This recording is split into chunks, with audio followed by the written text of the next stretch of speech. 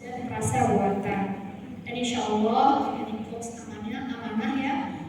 Secara keseluruhan itu tetap harus, dan jantung ini adalah salah satu bagian yang perlu kita sangat perhatikan ya ke depannya. Jadi kalau menjawab pertanyaan dari Mbak Dwi, dulu itu orang tua kita ya, yang sepuh-sepuh yang sudah identik dengan penyakit jantung. Tapi sekarang banyak usia dewasa muda, bahkan remaja ya, itu kita sudah tidak jarang mendengar kena jantung, baik public figure ataupun mungkin di lingkungan sekitar kita. Data menyebutkan dari Departemen Kesehatan kita untuk di Indonesia, penyakit jantung koroner ini usianya sudah semakin maju ya, di rata-rata 30-an, 30 sampai 35, di mana tahun 70-an atau tahun 80-an, 70-an itu masih di usia 50 ya, 50 ke atas. Jadi statistik menunjukkan adanya usia yang semakin muda ya, usia rata-rata penderita penyakit jantung itu semakin muda. Sudah nggak terasa ya kita ya, sudah berusia, berumur ya. Jadi generasi 90-an itu kalau kita lihat ke belakang sudah mulai kan terpapar junk food, fast food ya, dimana sudah banyak pilihan makan dibanding zaman orang tua saya dulu. Yang pertama hipertensi, yang kedua diabetes atau kencing manis ya bahasa awamnya, yang ketiga kolesterol tinggi, yang keempat merokok. Rokok ini ditaruh di faktor risiko mayor karena memang kerusakan atau akibat yang ditimbulkan terutama pada jantung ini sangat signifikan. Dan yang kelima adalah genetik atau keturunan ya. Itu yang harus dibedakan ya. Berhubung ada faktor turunan, bisakah mereka terserang jantung, Dok? Punya penyakit jantung? Terima kasih, itu saja pertanyaannya. Iya. Dengan ibu siapa, Pak? Ibu siapa? Dengan Ibu Sinta. Sinta. Iya.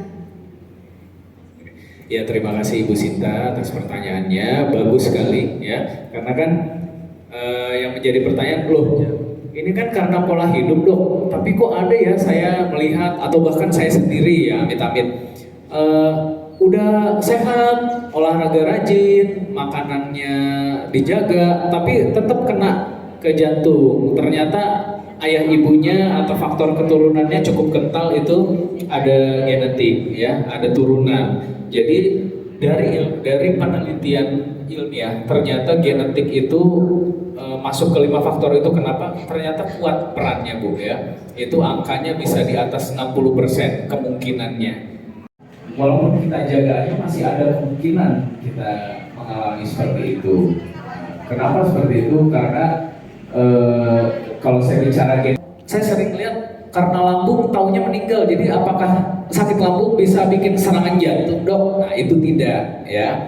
Nah jadi kenapa sering kok ada di lambung dibawa ke IGD terus gak lama meninggal? Ya jangan-jangan itu adalah suatu serangan sebenarnya.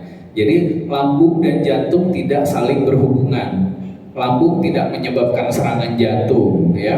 Tapi kenapa identik? Karena lokasinya yang berdekatan ya. Lambung itu di ulu hati dan kiri bawah kita, dan di atasnya persis itu jantung duduk di situ. Nah secara awam area nyeri yang dirasakan adalah di situ ya. Apalagi kalau Anda suka dengar istilah GERD. GERD itu apa sih? GERD itu kalau secara awam sakit mah atau asam lambung yang sudah levelnya cukup berat, di mana asam lambungnya sudah naik sampai ke tenggorokan ya. Asam lambung naik ke tenggorokan ya, rasa panasnya di sini kan mirip sama sakit jantung, sama serangan jantung jadinya. Kalau sudah lewat dari 12 jam itu memang fokusnya sudah tidak untuk melakukan tindakan. Apa sih yang terjadi Dok saat serangan jantung itu? Itu di pembuluh darah. Kita bayangkan pembuluh darah itu ada penyumbatan yang sedang terjadi, ada penggumpalan darah. Dia menggumpal di situ sehingga aliran darahnya berhenti. Ibaratnya kalau selang tuh kita jepit ya, atau kalau kalau wastafel tuh ada yang mampet di saluran airnya, jadi airnya nggak bisa turun, jadi ada yang menghalangi salurannya gitu. Nah itulah yang terjadi saat serangan jantung. Nah selama di bawah 12 jam gumpalan itu masih sifatnya lunak karena masih proses terbentuk sehingga bisa ditembus oleh tindakan kateterisasi supaya aliran darahnya lancar lagi dan dipasang ring. Nah, tapi kalau sudah lewat dari 12 jam, manfaatnya sudah berkurang sehingga difokuskan ke pengobatan ya, pengencer darah dan lain-lain.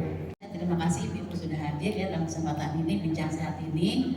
Tapi sedikit info dari saya, Ibu-ibu bisa hadir juga, kami mengundang juga kehadiran Ibu-ibu untuk kajian kami yang rutin ya Bu ya, kajian di acak kajiannya, kajian aman ya.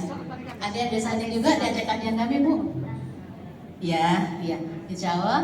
Ya, acara kajian rutin kita biasanya hari Selasa, ada hari Rabu, ada Kamis. Memang kita tidak satu hari khusus ya Bu ya, karena ustadznya juga kita menyesuaikan dengan waktu ustadznya. Jadi mungkin kalau Ibu ada keluangan waktu bisa hadir nanti di kajian-kajian kami, ada di infonya di Instagram ya Bu. Atau Ibu-ibu juga sudah ada yang masuk di grup Ahwat MKR? Sudah? Alhamdulillah. Berarti infonya ada semua yang Bu ya di sana ya. Tadi sudah disinggung sih, pentingnya kita mempelajari langkah-langkah untuk tindakan CPR itu. Kalau masih ada waktu, mungkin nggak dokter mempraktekkan ke kita. Karena kita awam sekali. Yang paling utama dari sesi ini adalah kalau ada anggota keluarga kita tahu-tahu, yang paling sering kan kejadiannya jatuh di kamar mandi, ya, yang ada kita panik. Apakah semua hal-hal yang sifatnya dadakan itu pasti jantung? Dan apakah semuanya harus langsung kita tindakan CPR? Pokoknya begitu sesuatu yang mendadak, apalagi yang kita tidak pernah tahu kalau dulu yang bersangkutan itu punya penyakit atau apa, langsung itu. Apakah kita bisa mengambil kesimpulan seperti itu? Dan tidak mendengar atau ragu, selalu asumsikan itu adalah suatu kondisi henti jantung. Ya, it's better safe than sorry. Ya, jadi lebih baik menganggap henti jantung sampai terbukti itu tidak. Jadi lakukan CPR. Nah, teknik CPR secara gampang menekan di tengah rongga dada sini, di tulang tulang dada ya, tulang dada nih, tulang dada tengah. Itu 100 kali per menit.